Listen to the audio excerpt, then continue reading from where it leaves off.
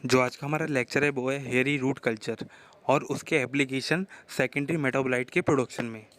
तो स्टार्ट करते हैं लेक्चर को। सबसे पहले हम ये समझते हैं कि हेयरी रूट कल्चर की ज़रूरत क्या है या हेयरी रूट कल्चर की इम्पोर्टेंसी क्या है।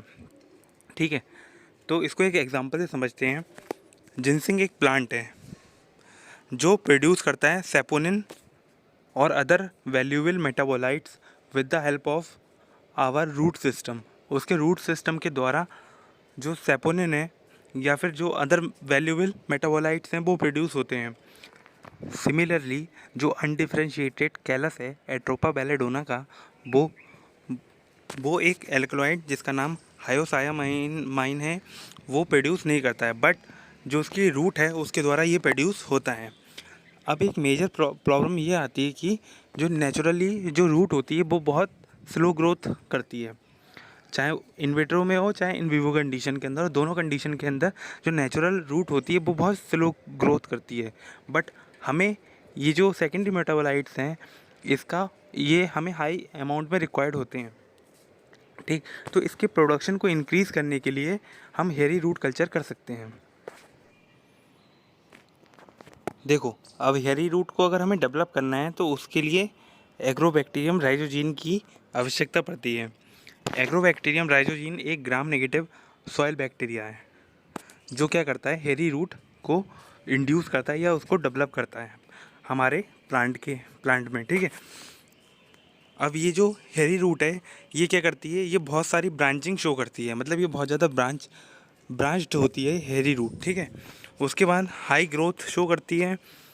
किसके अंदर हाई बहुत ज़्यादा तेज़ी से ग्रो करने लग जाती है अगर हम अपने जो कल्चर मीडिया है, मानो एमएस कल्चर मीडिया में ही हम इसे ग्रो कर रहे हैं, तो एमएस कल्चर मीडिया में हम हार्मोन्स का यूज़ ना करें तो जो हमारी हेयरी रूट है वो बहुत तेज़ी से ग्रोथ शो करती है। ठीक, लो डबलिंग टाइम, मतलब जितनी आज रूट है उसको कल्चर करेंगे तो वो डबल जब होगी तो उसका डबलिंग टाइम काफ़ी कम होता है। मेंटेनेंस ईजी है और जेनेटिक स्टेबिलिटी होती है। यहाँ पर एक क्वेश्चन आता है कि जो हेयरी रूट प्रोड्यूस हुई है हमारे प्लांट से, वो जो सेकेंडरी मेटाबोलाइट प्रोड्यूस करेगी वो सिमिलर होगा जो हमारा नॉर्मल रूट प्रोड्यूस करता है उससे। तो इसका जवाब है हाँ। जो हमारा हेयरी रूट होता है जो हमने एग्रोबैक्टीरियम राइजोजीन के द्वारा डेवलप किया है अपने प्लांट के अंदर, वो सिमिलर जैसे हमारी normal root secondary metabolite produce करती है वैसे ही हेयरी रूट भी करती है और सिमिलर अमाउंट में ही करती है वो भी। ठीक है, तो ये इसका एक पॉजिटिव पॉइंट है कि हम हेयरी रूट डेवलप करके भी सेकेंडरी मेटाबोलाइट का प्रोडक्शन कर सकते हैं इन विट्रो कंडीशन के अंदर। अब आता है इसका, अब हम समझते हैं इसका मेथड क्या है कि हम कैसे इन विट्रो कंडीशन के अंदर यानी प्लांट टिश्यू कल्चर लेबोरेटरी के अंदर हेयरी रूट कल्चर डेवलप कर सकते हैं। इसके लिए देखो हम क्या करते हैं, सबसे पहले बैक्टीरियल कल्चर एग्रोबैक्टीरियम राइजोजीन का जो बैक्टीरियल कल्चर है उसे प्रिपेयर कर लेते हैं। जब वो प्रिपेयर हो जाता है तो उसके बाद हम क्या करते हैं, जो हमारा एक्स प्लांट है, ये हमारा एक्स प्लांट है, इसके ऊपर निडल से, स्टेराइल निडल से क्या करते हैं, वुंड बनाते हैं। वुंड मतलब छोटे छोटे घाव बनाते हैं। इसके अंदर जब छोटे छोटे घाव बन जाते हैं तो क्या होता है, इस बैक्टीरियल कल्चर के अंदर जो बैक्टीरिया प्रेजेंट है यानी कि एग्रोबैक्टीरियम राइजोजीन, वो इसमें इन्फेक्शन कर देता है। ठीक, ये इन्फेक्टेड प्लांट आ गया हमारा, मतलब एक्स प्लांट है जो इन्फेक्टेड हो गया हमारा एग्रोबैक्टीरियम राइजोजीन से। को कल्टीवेशन हो गया। इसके बाद जब इसमें न्यूट्रिएंट कम होने लगते हैं, क्योंकि यहाँ पे हमने ग्रोथ मीडियम यूज़ किया, उसके अंदर न्यूट्रिएंट कम होने लगते हैं, उसके बाद इसको हम फिर से कल्चर करते हैं। ठीक है, उसके बाद जब इसमें भी न्यूट्रिएंट कम होने लगते हैं तो हम इसे फिर से कल्चर करते हैं, यानी कि इसकी सब कल्चरिंग करते रहते हैं। ये सब कल्चरिंग को कल्टीवेशन है। को कल्टीवेशन यानी कि यहाँ पर बैक्टीरिया और एक्सप्लांट दोनों साथ में ग्रो कर रहे हैं, इसलिए हमने यहाँ इसको को कल्टीवेशन कहा। ठीक, तो यहाँ पर जब इसका को कल्टीवेशन 2-3 बार हो जाता है तो ये बैक्टीरियल सेल्स हैं वो प्लांट के साथ ठीक से इस्टेब्लिश हो जाती हैं और उसके अंदर हेयरी रूट ग्रो करने के लिए एकदम रेडी हो जाती हैं। इसके बाद क्या करते हैं, हम इसे कुछ दिनों के लिए छोड़ देते हैं। ठीक, 1-2 दिन के लिए हम इसे छोड़ देते हैं ताकि जो हमारा जो बैक्टीरियल कल्चर था एग्रोबैक्टीरियम राइजोजीन का वो सही से इस्टेब्लिश हो जाए हमारे एक्सप्लांट में और वो उसके अंदर से हेयरी रूट को डेवलप कर सके। उसके बाद हम क्या करते हैं, देखो जो हमारा एक्सप्लांट है उसको स्टेराइल वाटर और सिफोटेक्सिम के साथ वॉश करते हैं। सिफोटेक्सिम का यूज़ इसलिए होता है क्योंकि जो सिफोटेक्सिम है वो एग्रोबैक्टीरियम टुमिफेशियंस को इनहिबिट कर देती है या उसको एलिमिनेट कर देती है। एग्रोबैक्टीरियम टुमिफेशियंस क्या करता है, वो ट्यूमर कॉज करता है।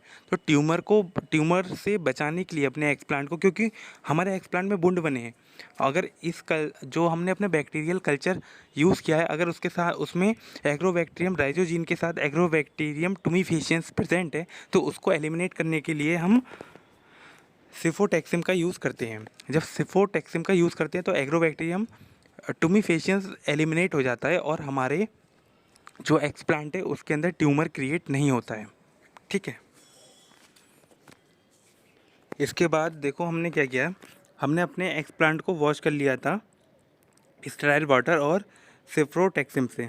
ठीक, इसके बाद हम अपने एक्सप्लांट को कल्चर करेंगे, यानी कि सब कल्चर करेंगे उसको, फिर से उसकी कल्चरिंग करेंगे MS कल्चर मीडिया में, जिसके अंदर क्या प्रेजेंट होगा, सिफोटेक्सिम प्रेजेंट होगा। सिफोटेक्सिम एग्रोबैक्टीरियम टुमिफेशियंस की ग्रोथ को इनहिबिट करेगा ताकि हमारे जो एक्सप्लांट है उसके अंदर ट्यूमर क्रिएट ना हो जाए।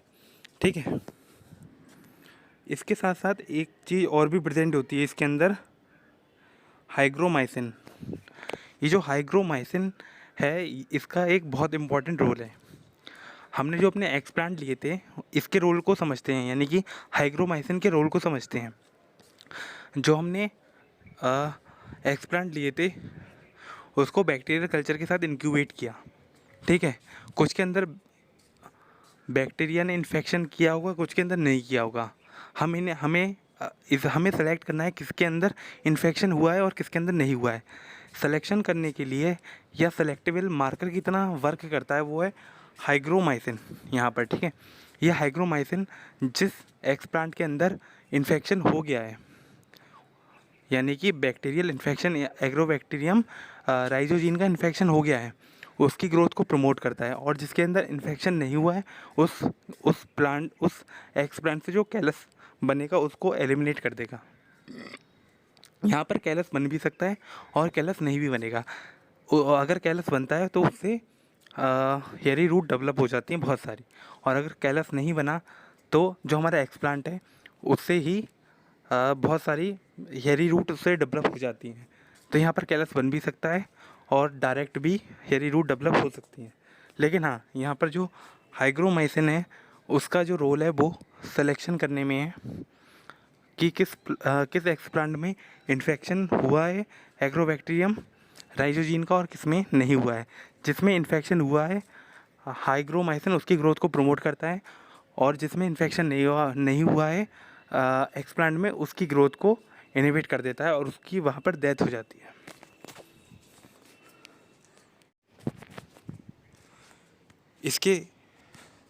इसके बाद देखो क्या होता है, जो हमारे एक्सप्लांट है उसकी स्क्रीनिंग होती है और कुछ टाइम बाद उसमें हेयरी रूट डेवलप होने लगती है। ये हेयरी रूट का यूज़ करके सेकेंडरी मेटाबोलाइट का प्रोडक्शन किया जाता है, या फिर इस हेयरी रूट का यूज़ करके हम न्यू प्लांटलेट भी बना सकते हैं, यानी कि न्यू प्लांट को जनरेट भी कर सकते हैं, जैसे कि हम प्लांट टिश्यू कल्चर में करते आए हैं। ओव्यूल कल्चर से या फिर पॉलन कल्चर से हम एक पूरा न्यू प्लांट बनाते हैं। वैसे हम इसके अंदर हेरी रूट कल्चर के अंदर भी कर सकते हैं। इसकी हेरी रूट लेते हैं, उससे कल्चर करते हैं और उससे कैलस बनाते हैं और कैलस से रूट और शूट को डेवलप करते हैं और सीधे हमारा एक्सप्लांट तैयार हो जाता है। सॉरी, एक्सप्लांट नहीं, प्लांटलेट तैयार हो जाता है। और ये जो प्लांटलेट है इसको ग्रो करके हम एक पूरा न्यू प्लांट तैयार कर लेते हैं। ठीक है, यहाँ पे यही दिखाया गया है कि सेकेंडरी मेटाबोलाइट को प्रोड्यूस भी किया जा सकता है और एक न्यू प्लांट को जनरेट भी किया जा सकता है। इसके बाद मूव करते हैं। देखो हाँ, इसमें बताया गया है जो प्लांट मतलब एक्सप्लांट हमने लिया है उसको इंजरी कॉज करेंगे हम निडल से, स्टेराइल निडल से। ठीक, जब उसके अंदर वुंड क्रिएट हो जाएंगे तो वो केमिकल प्रोड्यूस करने लगता है। ये जो केमिकल हैं वो एग्रोबैक्टीरियम राइजोजीन को अट्रैक्ट करते हैं और उसका जो जीन होता है उसको एक्टिवेट कर देते हैं। और जो हमारा एग्रोबैक्टीरियम राइजोजीन है उसके अंदर जो टीडीएनए होता है वो हमारे प्लांट के अंदर जो वुंड बना है उसके अंदर इंट्रोड्यूस हो जाता है और हमारे प्लांट का जो जीनोम है उसमें इंटीग्रेटेड हो जाता है। ठीक, जैसे ही वो उसके अंदर इंटीग्रेट हो जाता है उसके बाद हेरी रूट डेवलप होने लगती हैं। ये सारी हेरी रूट डेवलप होने लगी। यहाँ पर एक बात और ध्यान देने वाली है, यहाँ पर जो टीडीएनए होता है वो हमारे एग्रोबैक्टीरियम राइजोजीन से हमारे प्लांट के अंदर इंटीग्रेट हो जाता है। ये कैसे होता है? क्योंकि इसकी हेल्प इस टीडीएनए को एग्रोबैक्टीरियम राइजोजीन से प्लांट जीनोम में इंटीग्रेट करवाने में आरआई प्लाज्मिड हेल्प करता है। आरआई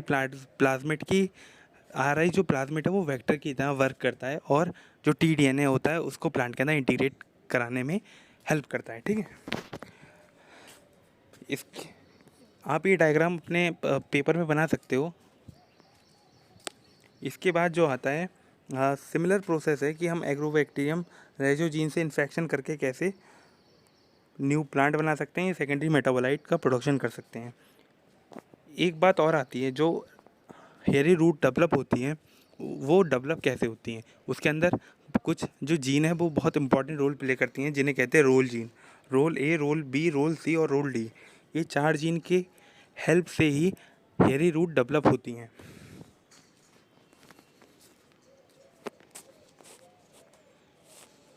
और ये जीन के मदद से जो हमारी रूट होती हैं बहुत सारी डेवलप हो जाती है। Over production of the root होता है with the help of rol gene. Rol gene का बहुत इंपॉर्टेंट रोल है, ये याद रखना, ऑब्जेक्टिव में आ जाएगा। हाँ, मैं आपको एक इम्पॉर्टेंट पॉइंट बताना भूल गया, बायोरिएक्टर वाला कॉन्सेप्ट। ठीक है, हम क्या करते हैं, एग्रोबैक्टीरियम राइजोजीन का कल्चर लिया, उसको प्लांट के वुंड के साथ वुंड में मतलब उसे लगा देते हैं। उसके बाद क्या किया जाता है, कुछ टाइम बाद हेरी रूट डेवलप हो जाती है। जो हेरी रूट है इसका यूज़ हम प्लांटलेट को डेवलप कर सकते हैं, ये सेकेंडरी मेटाबोलाइट को प्रोड्यूस कर सकते हैं। ठीक, ये जो सेकेंडरी मेटाबोलाइट है, हेरी रूट तो बहुत कम डेवलप हुई हैं हमारे कल्चर मीडिया से भी। ठीक, इन हेरी रूट से हम बहुत कम अमाउंट में ही सेकेंडरी मेटाबोलाइट को प्रोड्यूस कर पाएंगे। लेकिन हम क्या करेंगे, इन हेरी रूट को ले लेंगे, ये जो यहाँ पर ये प्रोड्यूस हुई हैं, इन हेरी रूट को हम बायोरिएक्टर के अंदर ट्रांसफ़र कर देंगे। बायोरिएक्टर के अंदर हम बहुत सारी कंडीशन दे देते हैं जिसके अंदर ये हेरी रूट बहुत सारी रूट्स में ग्रो कर जाएँ और बहुत ह्यूज यानी कि बहुत लार्ज अमाउंट में हमें हेरी रूट मिल जाएँ जिससे हम सेकेंडरी मेटाबोलाइट प्रोड्यूस कर सकें। इसलिए हम बायोरिएक्टर का यूज़ करते हैं। यहाँ पर आप 2-3 बायोरिएक्टर का डिटेल लिख सकते हो कि इन बायोरिएक्टर का यूज़ करके हम सेकेंडरी मेटाबोलाइट प्रोड्यूस कर सकते हैं। ठीक है, इसका यूज़ करके भी हम बहुत लार्ज अमाउंट में अगर हमें सेकेंडरी मेटाबोलाइट प्रोड्यूस करना है तो हम बायोरिएक्टर का यूज़ करके जो यहाँ पर ये जो हेरी रूट डेवलप हुई है इसको सब कल्चर करेंगे बायोरिएक्टर के अंदर। एमएस कल्चर मीडिया का ही यूज़ कर सकते हैं, एक न्यूट्रिएंट मीडियम देंगे उसे ग्रो करने के लिए और वो सारी इन्वायरमेंटल कंडीशन जो उसको रिक्वायर्ड होगी ग्रोथ करने के लिए हेरी रूट को, वो सारी प्रोवाइड करेंगे और हमारा बहुत लार्ज अमाउंट में सेकेंडरी मेटाबोलाइट प्रोड्यूस होगा बायोरिएक्टर के द्वारा। यहाँ पर देखते हैं जो हेरी रूट कल्चर है उसके द्वारा हम बहुत सारे सेकेंडरी मेटाबोलाइट को प्रोड्यूस कर सकते हैं बायोरिएक्टर का यूज़ करके और बहुत लार्ज अमाउंट में। तो ये उसी के एग्जांपल दे रखे हैं।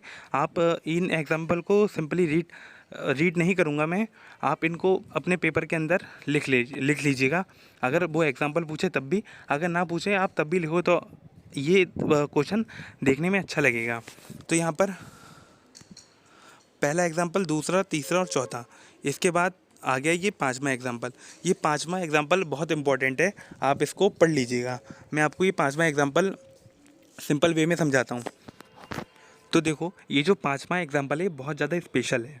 कैसे है देखो, अभी बताता हूँ। यहाँ पर एट्रोपा बेलोडोना को यूज़ किया गया एक्स प्लांट के रूप में। ठीक है, इसके अंदर 2 जीन ट्रांसफ़र करनी है ताकि जो सेकेंडरी मेटाबोलाइट हो वो बहुत ज़्यादा हाई अमाउंट में प्रोड्यूस हो। तो इसके लिए H6H और PMT जीन को Agrobacterium tumefaciens mediated gene transfer method के द्वारा प्लांट के अंदर ट्रांसफ़र किया गया। ठीक है, ये जीन ट्रांसफ़र हो गया, इन 2 जीनों का ओवर एक्सप्रेशन होगा और जो उससे क्या होगा, ये हायोसायामाइन और स्कोपोलामाइन बहुत ज़्यादा हाई अमाउंट में प्रोड्यूस होने लगेंगे प्लांट के अंदर नेचुरली, क्योंकि वो ट्रांसजेनिक प्लांट बन गया। हमने 2 जीन को प्लांट के अंदर ट्रांसफ़र किया with the help of Agrobacterium tumefaciens mediated gene transfer method के द्वारा। अब अब हम इस ट्रांसजेनिक प्लांट से अपना एक्सप्लांट लेते हैं। अब एक्सप्लांट के अंदर क्या करेंगे, एक्सप्लांट के अंदर हम एग्रोबैक्टीरियम राइजोजीन का इन्फेक्शन करेंगे और हेरी रूट डेवलप करेंगे।